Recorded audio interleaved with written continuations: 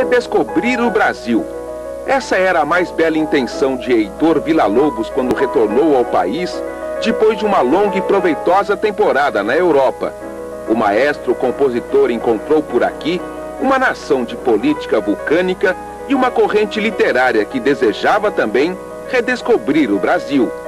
Aquele 1930 foi o ano de eleições presidenciais, do florescer da inteligência brasileira e também foi o ano em que Heitor Villa-Lobos começou a compor a primeira de suas famosas baquianas. Villa-Lobos tinha na mente um projeto de ensinar o Brasil a cantar. O mesmo Brasil que já cantava a música que descia dos morros cariocas e que também descobria uma sonoridade especial nos estádios de futebol. Verdadeiras multidões se juntavam em São Januário, no Rio de Janeiro, ou no Parque Antártica, em São Paulo. As torcidas cada vez maiores tornavam o futebol um esporte realmente popular.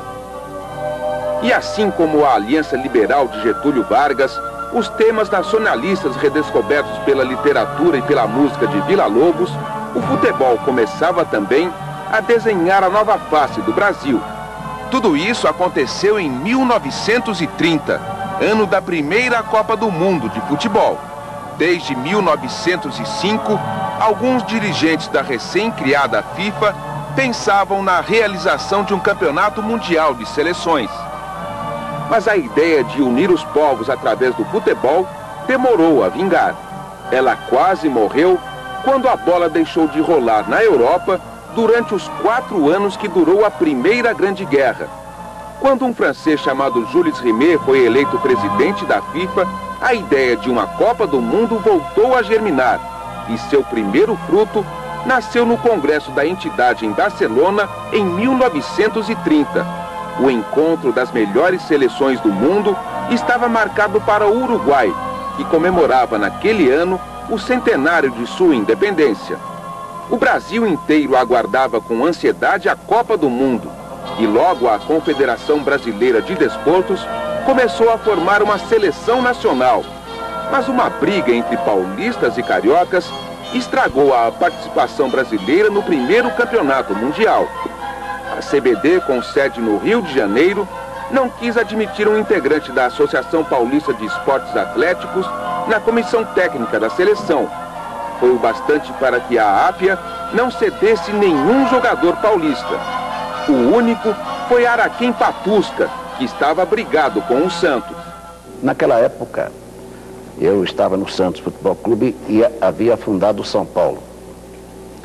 Mas eu não podia jogar no São Paulo em 30, porque eu ainda tinha uma inscrição no começo do ano pelo Santos Futebol Clube. Aconteceu que, naquela altura, havia a possibilidade de ser concedido o passe. Um quadro carioca podia pedir um passe para o paulista, ou para os baianos, ou para os sulinos, como a mesma coisa podia acontecer. Então o Flamengo do Rio pediu o meu passe para o Santos, e o Santos foi obrigado a colocar o passe nas mãos da Confederação Brasileira de Desportos. E o meu futebol agradava muito os cariocas. Então eu fui o único paulista que fui convocado para esta seleção. A seleção brasileira, quase que exclusivamente carioca na verdade, seguiu viagem para Montevidéu debaixo de um clima de amadorismo e bagunça. Assim foi que nós daqui partimos para lá. Aliás, eu viajei um dia antes da delegação num outro vapor e eles viajaram num vaporzinho. Então 3 dias de viagem, ficamos num hotel modesto, mesmo porque celebrava-se naquela altura em Montevidéu o centenário do Uruguai. E havia uma afluência enorme de gente porque houve festas, houve a Copa do Mundo e havia uma porção de coisas, atrações. O Brasil era um dos 13 países que foram disputar a primeira Copa do Mundo. 4 eram da Europa e 9 das Américas. A estreia do despreparado Brasil foi no dia 14 de julho diante da Iugoslávia, no estádio Parque Central, com um público de 5.000 pessoas. Joel, Brilhante e Itália, Hermógenes, Fausto e Fernando, Poli, Nilo, Araquém, Preguinho e Teófilo. Estes foram os jogadores que enfrentaram o frio uruguaio e se inibiram diante dos iugoslavos. A seleção da Iugoslávia, que terminaria o campeonato em 4º lugar, venceu o jogo por 2-1. Da derrota, salvaram-se poucos jogadores. Um deles, o centro médio Fausto, que ganhou o apelido de Maravilha Negra. Outro, o meia Preguinho, autor do primeiro gol brasileiro numa Copa do Mundo. O jogador que era uma espécie de guia, um estímulo para a gente, indiscutivelmente era o Fausto, que apesar do Brasil jogar 2 pelejas e ser eliminado, Fausto foi cognominado em Montevidéu El Mago, o melhor jogador da Copa do Mundo de 1930.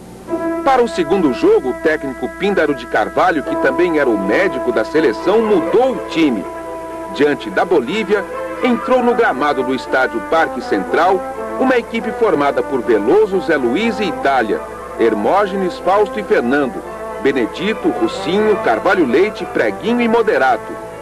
Com 2 gols de Preguinho e 2 de Moderato, o Brasil venceu por 4-0 e deu adeus ao Uruguai.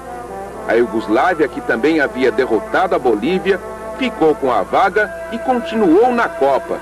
Na volta para o Brasil, aquela seleção carioca recebeu apenas a gozação dos paulistas. Em 1930, os uruguaios provaram que tinham mesmo o melhor futebol do mundo. Eles, que já haviam vencido os Jogos Olímpicos em 24 e em 28, confirmaram a mística da Celeste.